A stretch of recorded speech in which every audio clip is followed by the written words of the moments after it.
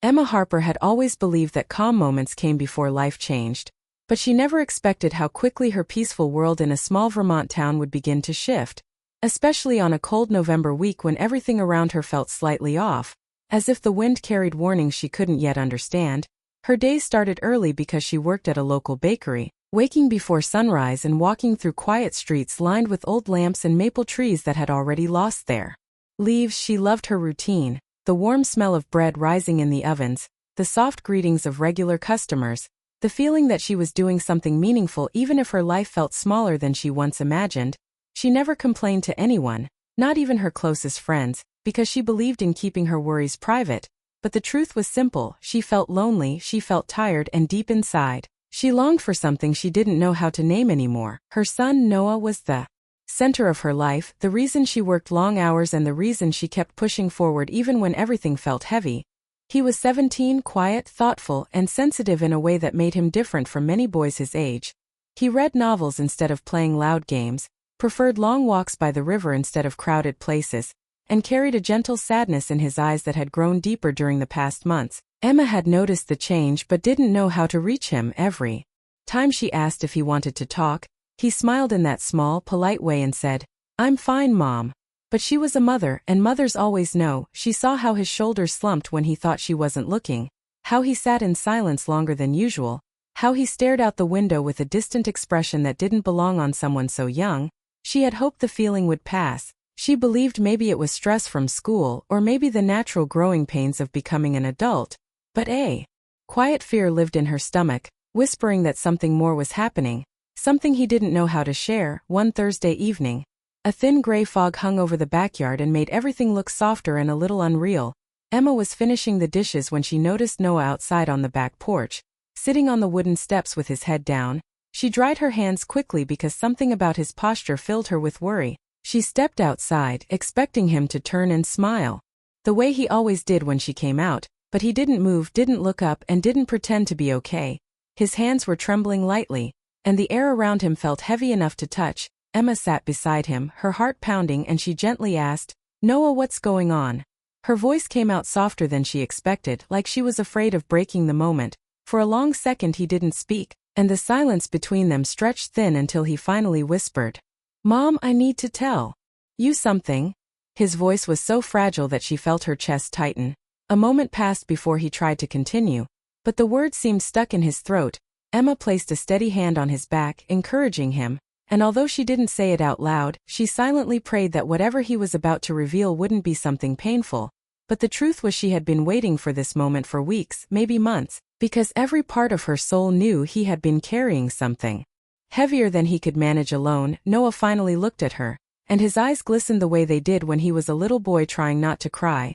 "I met someone," he said, and for a moment Emma felt confusion rather than fear. She didn't expect those words, but she also didn't understand why he looked terrified to say them. Before she could respond, he added, "And there's more things you won't expect." His voice shook, and he wiped his palms on his jeans as if they were sweating. The world around them grew still, the cold breeze slowing, the fog gathering closer. Almost listening, Emma was about to ask what he meant when a soft hum of an approaching car drifted toward the house.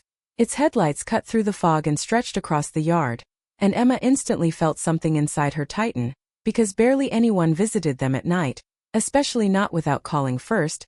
The car slowed near the porch, the tires crunching over gravel, and for reasons she couldn't explain, a chill ran down her spine. Noah's breathing grew faster, and he looked toward the driveway with a mix of fear and anticipation. Emma stood up, trying to see through the shifting light. The car engine turned off, and everything became quiet enough to hear the wind brushing through the branches above. The driver's door opened, and a tall figure stepped out, the faint glow of the porch light catching the outline of a man Emma didn't recognize at first. He walked slowly toward them, as if he wasn't sure he should come closer. When the man reached the porch steps, the light finally hit his face, and Emma felt the world tilt sharply, like the ground beneath her moved. She staggered back a half step because she recognized him. She recognized him instantly, even though nearly 2 decades had passed. His hair had more gray. His face carried deeper lines, but the warmth in his eyes was exactly the same as the last time she saw him. Mark Caldwell stood in front of her, the man she once loved with all her heart, the man who left without a real explanation, the man whose absence changed her entire life. She hadn't spoken his name aloud in years, hadn't allowed herself to think about him except on rare nights when memories pulled her back to a younger version of herself. But now he was standing on her porch in the cold November air as if fate had decided to reopen every door she once closed. Emma's breath caught, and she opened her mouth but no words came out, because everything felt too sudden, too unreal, too painfully familiar. Noah stood behind her, eyes wide, lips pressed together, waiting for her to say something, but Emma couldn't move, couldn't breathe properly, couldn't wrap her mind around why Mark Caldwell was standing there after all this time. Mark held his hat in his hands, gripping it tightly as if he were just as nervous as she was, and he said softly, "Emma." Her name sounded different coming from him, older, heavier, filled with something she didn't know how to describe. But before she could answer, Noah stepped forward and whispered, "Mom, this is what I needed to tell you." His voice trembled deeply. Emma turned to him, confusion swirling through her, and Noah continued, "He's not here by mistake?" In that moment Emma felt the ground shift beneath her life, because she realized the quiet warning she had been sensing for weeks was real. Something was changing, something had already changed, and whatever Noah was about to say next would push open the past she never prepared to face again. And, with the cold wind brushing past them, the night stood still as Noah whispered, "Mom, I reached out to him." Emma felt the cold air sting her skin as she stared at Noah, trying to understand what he meant. Her son, her quiet, gentle, careful son, had reached out to the man who had broken her heart many years ago. She didn't know whether to feel shocked, angry, or scared. But above all, she felt something she hadn't felt in a long time. The past pulling itself back into her present with a force she could no longer push away. Noah kept his eyes on the ground, as if he were bracing for her reaction, and Emma felt her heart twist. She wanted to be calm for him, even though her insides were shaking like autumn branches in the wind. Mark stood a few steps away, holding his hat tightly, looking older and heavier with regret. Emma hadn't seen him in 17 years. There had been no calls, no letters, no explanations. One day he was part of her life and the next day he was gone. She raised Noah alone, working through nights, holidays, and winters while trying to never let her heartache spill into motherhood. And now here he was, standing on her porch as if time had decided to bring unfinished feelings back to life. Emma finally asked, "Noah, why did you reach out to him?" Her voice cracked slightly, and she hated that Mark could hear it. Noah took a deep breath and said, "Because I needed answers. And because I didn't want to keep pretending I didn't feel lost." His words hit her harder than she expected. She knew he had been struggling, but she never imagined he felt empty enough to look for someone he had never known. Noah continued, words spilling out faster than before. "I found old letters in the attic. Letters you wrote but never sent. You wrote about him, about how he left, about how you felt. I didn't even know you had kept them." Emma felt her face warm with a mix of shame and pain. Those letters were written in moments of weakness, late nights when she was too exhausted to cry out loud, and too lonely to tell anyone how much she missed who she used to be. Mark took a step closer, unsure but desperate. "Emma, I didn't come to hurt you. I didn't know Noah found the letters. I didn't expect." He stopped when Emma raised a hand, signaling she wasn't ready to hear excuses. Her heart wasn't ready to open old wounds. But Noah wasn't finished. "I wrote him," Noah said, "not to take him away from you. Not because I'm angry at you. I wrote because I'm tired of feeling like something is missing. I wanted to know who he is." Emma felt a slow ache spread through her chest. She wanted to tell him that he wasn't missing anything, that she had given him everything she could. But she also knew he had the right to search for the parts of himself she couldn't provide. She looked at Mark, studying his face. He looked like a man carrying too many regrets. His eyes were moist, almost apologetic, as if he understood he didn't deserve this chance yet hoped he could earn one. But Emma wasn't ready to forgive. She didn't even know if she wanted forgiveness to be possible. Before she could say anything, Noah added, "I've been seeing someone important to me. But her family, they don't approve. They think I'm not good enough." His voice shook slightly, and I realized, I don't even know where I come from. I don't know anything about half of who I am. The confession hit Emma like a wave. All the strange moods, the distant stares, the quiet sadness. This was the reason behind it all. He felt incomplete, and he believed meeting Mark could help him understand himself. Emma's shoulders softened. She could handle heartbreak. She had survived heartbreak. But seeing her son feel broken, this was something different. She breathed deeply, turning toward Mark, her voice sharp but steady. Why now? After all these years, why answer him now? The wind rustled the dry leaves, and for a moment it felt like the whole night held its breath waiting for his answer. Mark lowered his head. Because I never stopped thinking about you or him. I wasn't ready before. I was young and stupid. I made mistakes I regret every day. But when Noah reached out, it felt like I was being given one last chance to do something right. His voice trembled with sincerity, but Emma's heart wasn't ready to accept it. She didn't trust him. She didn't trust her own heart either. Noah stepped between them gently. Mom, I didn't bring him here to replace anything. I brought him because I needed to see him. I needed to understand why he left. I needed to know if the story was bigger than the pain. Emma blinked back, the sting behind her eyes. For 17 years she carried all the pain alone, and now her son was carrying it too. Mark looked at Noah, then at Emma. I know I don't deserve forgiveness. I know I can't walk in here and expect either of you to welcome me back. But if Noah wants to know me, I'm here. And if he doesn't, I'll leave tonight. I won't force my way into your lives. Emma couldn't ignore the sincerity in his voice. He wasn't demanding anything. He wasn't pushing. He was waiting for both of them. Noah faced his mother again. I needed this, Mom. I need to understand myself. But I don't want to hurt you. His voice softened. I love you more than anyone in the world. Those words pierced Emma's heart with warmth and sorrow. She reached out and touched his cheek gently. I know, she whispered. And I love you too. For a moment, the three of them stood there in the cold night air. Past, present, and future colliding in a way none of them expected. Emma knew things could not go back to how they were. A new door had opened, and she didn't know what waited behind it. But she also knew she couldn't let her fear guide her decisions now. Not when Noah needed answers. Not when he needed clarity. She turned to Mark with steady eyes. If you're here for Noah, you're welcome to talk to him. But if you hurt him, if you make him feel abandoned again, I won't forgive you. Not ever. Mark nodded immediately, almost relieved to be given a boundary. I would never hurt him, he said. Not again. I know what I missed. I won't miss it twice. Noah exhaled deeply, as if a weight had been lifted from his chest. He looked younger in that moment, not burdened by secrets anymore. There's something else, Noah said quietly, his voice thinning. Emma's head snapped toward him, surprised. More, she whispered. Noah hesitated, his breath uneven, his eyes flickering with something deeper, something he hadn't shared yet. Yes, he said. There's something I need to tell both of you. His tone carried a heaviness that made Emma's stomach tighten again. She wasn't sure if she was ready for another truth, another reveal, another moment that could reshape their lives. But Noah looked determined, and she knew whatever he was about to say mattered. The porch light flickered weakly overhead, and the wind picked up, brushing cold air across their faces.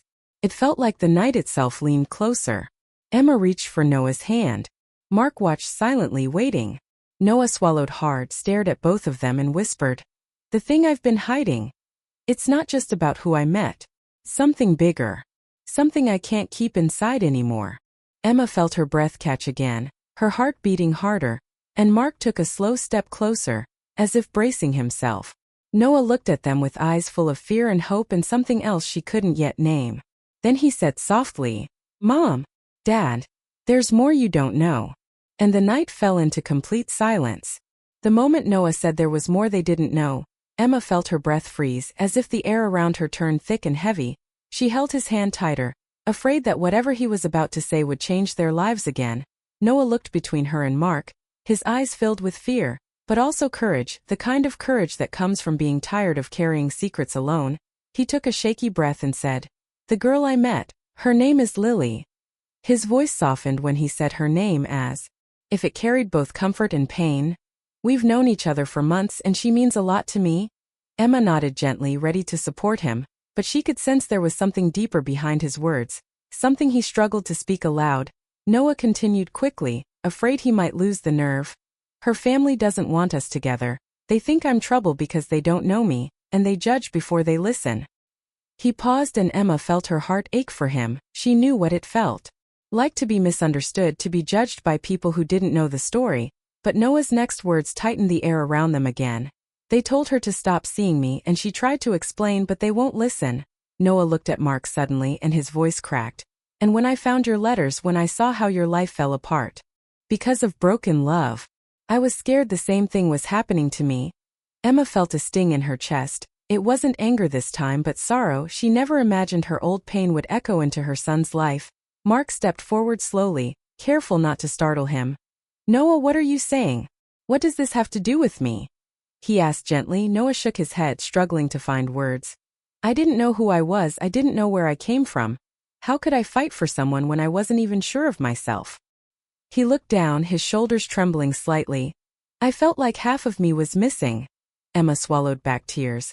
Realizing how deeply her son had carried the burden of her past, she turned slightly toward Mark, her voice sharp but trembling. Do you understand now? This is why leaving changes everything. It doesn't just break hearts in the moment, it affects the family for years. Mark lowered his gaze, guilt written across his face. I know, he whispered. I know more than you think. But Noah lifted his head again, his expression shifting. There's something else, he said, and both Emma and Mark froze, the tension climbing again. Noah whispered. Lily is leaving town soon. Her family wants to move and she told me 2 days ago. Emma felt her stomach drop. Oh, Noah, she murmured, reaching for him, but he continued. She wanted me to run away with her. His voice shook so hard that Emma felt her knees weaken. She begged me to leave with her because she didn't want to be alone. Emma's heart raced because she knew how dangerous and emotional decisions like that could be for someone young and heartbroken. Mark's eyes widened. Did you agree to go? He asked, fear creeping into his tone. Noah shook his head. I didn't say yes, but I didn't say no. He ran a hand through his hair, pacing slightly. I've been so confused. I didn't know who I was. I didn't know where I belonged, and I kept thinking, maybe if I disappear like you did, Dad, maybe things would make sense. Emma inhaled sharply, the comparison hitting her like a punch to the chest. She felt protective instinct rise inside her so fast it nearly overwhelmed her. Noah, you don't have to disappear, she said urgently. You don't have to run away to find yourself. But Noah's eyes filled with tears as he whispered. I didn't know how to stay either. Mark stepped closer, his voice steady but emotional. Noah, I made a terrible mistake when I left. I didn't disappear because I was brave. I disappeared because I was weak. I didn't know how to handle responsibility, love, fear, any of it. He placed a trembling hand on his chest. If you think leaving will help you understand life, believe me, it won't. It will only break you. Noah looked at him, unsure. Confused, torn. But Lily wants me to go, he said. She says we'll start fresh, that we'll be free. Emma spoke quickly this time. Noah, love shouldn't ask you to destroy your future or your family or yourself. For a long moment, the three of them stood in silence under the dim porch light, the cold wind brushing past like a reminder that life never waited for anyone.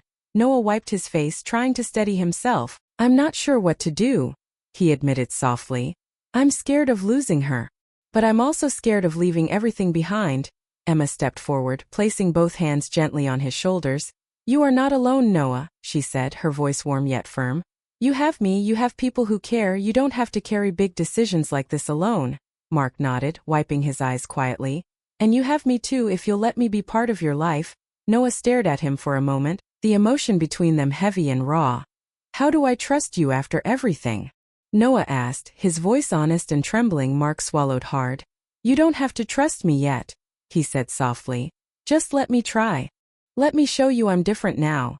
Emma watched them, her chest swelling with emotion she didn't know how to sort. She had never expected this moment, never imagined Mark would stand on her porch asking for a second chance. Not with her, but with the son he had missed growing up. Noah took a slow breath, then whispered, I don't want to run away anymore, not tonight. Relief washed over Emma, her knees nearly giving out as she exhaled. Mark also breathed deeply, as if someone had lifted a weight off his back. Good, Emma said gently. We'll figure everything out together. Noah nodded faintly, still unsure but calmer now. But the night wasn't finished shifting their lives before they could step inside. Noah's phone buzzed with a message. He glanced at it and his face turned pale. Emma's heart jumped again. Is it Lily? She asked softly. Noah nodded and read aloud, his voice cracking. She says they're leaving tomorrow morning, and if I don't meet her tonight, she'll think I Don't care about her? Emma felt a sharp ache for him because she recognized that kind of emotional pull, the kind that felt stronger than logic, stronger than fear, stronger than anything. Mark placed a careful hand on Noah's arm. Son, caring about someone doesn't mean doing everything they want. Sometimes caring means making the right choice even when it hurts. Noah stared at the message, torn again. Emma whispered, "Do you want to see her before she leaves?" Noah hesitated, thinking hard. "I think I need to," he admitted. "Not to run away but to talk, to say goodbye the right way maybe." Emma nodded slowly, the maturity in his words making her chest warm with pride and sadness. Mark offered quietly, "I can drive you." Noah looked surprised. "Why would you?" Mark answered softly, "Because I lost the chance to show up for you once, I don't want to lose it again." Emma watched the exchange, her heart stirring with emotion she thought she had buried. Noah finally nodded. "Okay," he said. "Let's go." Emma hesitated for a moment, then touched Noah's face gently. "Be honest with her, but also be honest with yourself." Noah smiled faintly and whispered, "I will." As Mark and Noah walked toward the car, Emma stood on the porch watching the two figures, one young and searching, the other older and rebuilding, move through the foggy night. She didn't know what the future held, but she felt a strange calm settle over her, a sense that even though her world had shifted, it was shifting toward something honest, something healing, something new.